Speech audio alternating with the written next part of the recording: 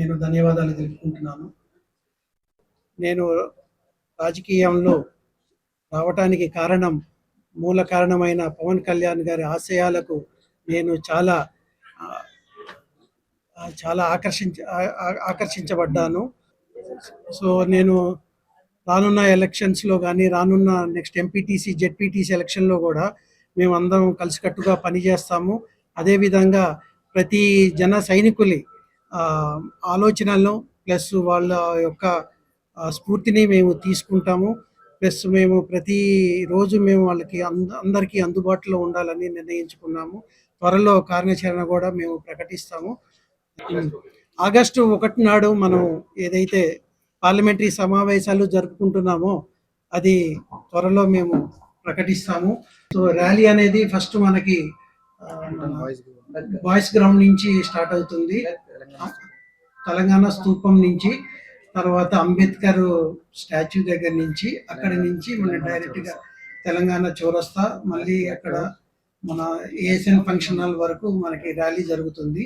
అక్కడ మన పార్టీ పెద్దలు అందరూ వాళ్ళ సమావేశంలో మనం నిర్ణయాలు కూడా తీసుకోబడతాయి. అవి త్వరలో ప్రకటిస్తాము. నగర్ జిల్లాలో ఉంది అని చెప్పి సమస్యల పట్ల ఖచ్చితంగా ఒక నిర్ణయం తీసుకొని సమస్యల పట్ల బలంగా భవిష్యత్తులో ముందరికి వెళ్తాము.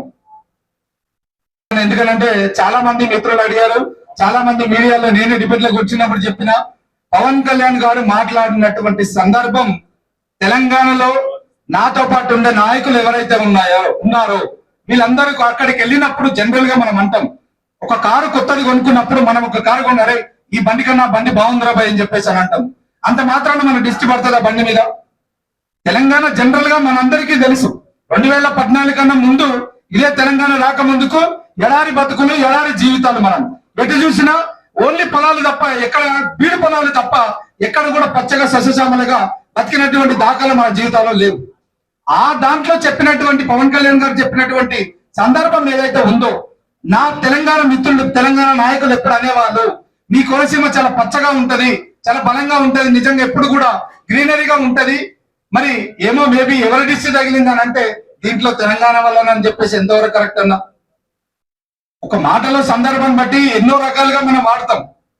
ఆ రకంగా చెప్పినటువంటి సందర్భమే తప్ప నేను ఈ సందర్భంగా కూడా మరొక విషయం కూడా నేను గుర్తు చేస్తా ఉన్నా. ఏదైతే 2014 నుంచి పార్టీ స్థాపించినప్పటి నుంచి కూడా ఇప్పటికీ జై తెలంగాణ, తెలంగాణ అస్తిత్వం, తెలంగాణ గురించి మాట్లాడకుండా సభ ఇప్పటి వరకు పవన్ కళ్యాణ్ గారు మీరు ఏ సభ అయినా చూసుకోండి, తెలంగాణ నాకు పునర్జన్మనిచ్చిందన్న మాట రాకుండా ఆ సభ ముగియరని చెప్పి ఈ సందర్భంగా కూడా మేము ముక్తఘటంగా చెప్తున్నాం. అంటే తెలంగాణ పైన ఆయనకున్నటువంటి వైఖరి అలాంటిది, ఆయనకున్నటువంటి ప్రేమ అలాంటిది. అట్లా అంత లేకపోతే తెలంగాణ గడ్డ పైన మొట్టమొదట జనసేన పార్టీ పురుడు పోసుకునే అవకాశం ఇవ్వగలుగుతారా చెప్పండి? మీరే చెప్పండి. మీ మధ్యలో పుట్టి పెరిగిన వాడిని నేను. నాలాంటి వ్యక్తికి ఈ రోజు మీ ఏ పార్టీ అయినా టికెట్ ఇస్తామనంటే ఎన్ని కోట్లు అని చెప్పేసి అని అడిగే దాఖలు ఉన్నాయి. ఆ రోజైనా నాకు టికెట్ ఇచ్చినప్పుడు కూడా నా జేబులో 20,000 రూపాయలే ఉంది. కానీ నా కాంపిటీషన్ అవతల పార్టీ నుంచి వచ్చిన వాళ్ళ దగ్గర 20 కోట్ల రూపాయలు ఉన్నాయి. ఆ 20 కోట్లు పక్కకు పెట్టి గెలుపు మనకి ఇంపార్టెంట్ కాదు, ప్రజా సమస్యల పైన పోరాటం మనకి ఇంపార్టెంట్. ఆ సమస్యల పట్ల నిలబడ్డావు కాబట్టి ఈ రోజు టికెట్ ఇవ్వడం యువతకు అని చెప్పేసి చెప్పినటువంటి మాట. అంత గొప్ప వ్యక్తి పవన్ కళ్యాణ్ గారు కాబట్టి ఎట్టి పరిస్థితుల్లో ఏ క్షణాన కూడా ఎలాంటి పరిస్థితుల్లో కూడా తెలంగాణ పైన ఆయన అనుచిత వ్యాఖ్యలు ఎప్పుడు కూడా చెయ్యరు. నేను ఒక చెప్పగలుగుతానా, నా పేరు పిఆర్ రఘు.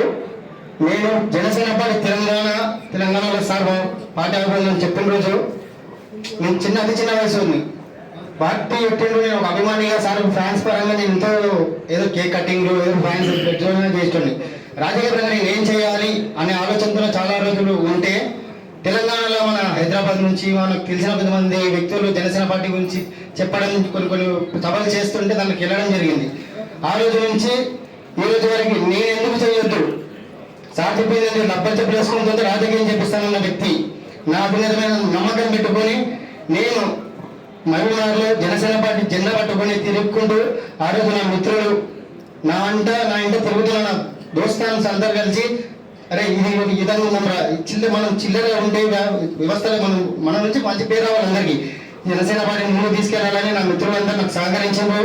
అదేవిధంగా మొన్న జరిగిన కార్పొరేట్ ఎలక్షన్స్ లో మా నన్ను నమ్మి జనసేన పార్టీ పవన్ కళ్యాణ్ సిద్ధాంతాలు నమ్మి నా తమ్ముడు భరత్ గారిని శ్రీవాళ్ళ మాట విని ఏ రోజు డబ్బుకు పార్టీ పరంగా మేము ఒక రూపాయి డొనేషన్ ఏ విధంగా ఇవ్వము అని చెప్పినా కూడా మేము పార్టీ పరంగా ముందర మేము పనిచేస్తామన్నా అని చెప్పి పార్టీ సిద్ధాంతం నమ్మి వచ్చిన మా 18 మంది కార్పొరేటర్లకి థ్యాంక్ యూ అన్న.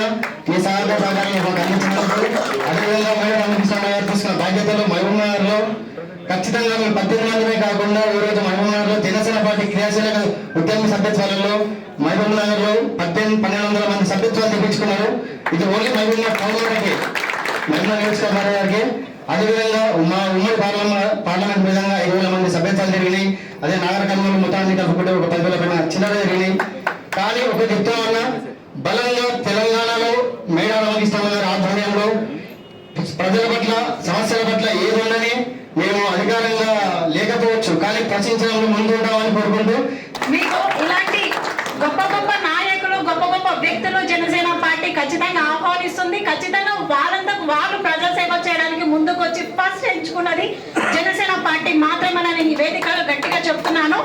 మహబూబ్నగర్ జిల్లా వ్యాప్తంగా నియోజకవర్గాల వ్యాప్తంగా మేము కార్పొరేటర్ ఎలక్షన్స్ అప్పుడు మేము ఇక్కడ లోకల్లో కూడా ప్రచారాలకు వెళ్ళినప్పుడు ఎవరి నుంచి కూడా జనసేన పార్టీయా అని చెప్పేసి ఎవరి నుంచి కూడా నెగిటివ్ కామెంట్ ఒక్కటి కూడా రాలేదు. ఇది నేను గర్వంగా చెప్పగలుగుతా. అందరూ కూడా retire employees, teachers, business mans ఎవరైనా ఓహో జనసేన పార్టీ పవన్ కళ్యాణ్ గారు అక్కడ ఆంధ్రాలో చాలా బాగా చేస్తున్నారమ్మా రావాలని మేము కూడా అనుకుంటున్నాం. బట్ ఇంతకుముందు మన కాంగ్రెస్ బీఆర్ఎస్ ఎప్పటి నుంచో ఏళ్ళ నుంచి ఉన్నాయి కదా, కానీ రావాలనే కోరుకుంటున్నామని చెప్పేసి మంచి ఆశీర్వాదాలు వచ్చిన పెద్దవాళ్ళ నుంచి నాకైతే చాలా పాజిటివిటీ ఉంది. చాలా ఏమంటారు నమ్మకం ఉంది. జనసేన పార్టీ రాబోయే 2 ఏళ్లలో ఎలక్షన్స్లలో జనసేన పార్టీ ఢిల్లీ నుంచి గల్లీ దాకా కూడా జెండా ఎగరేసరి ఖచ్చితంగా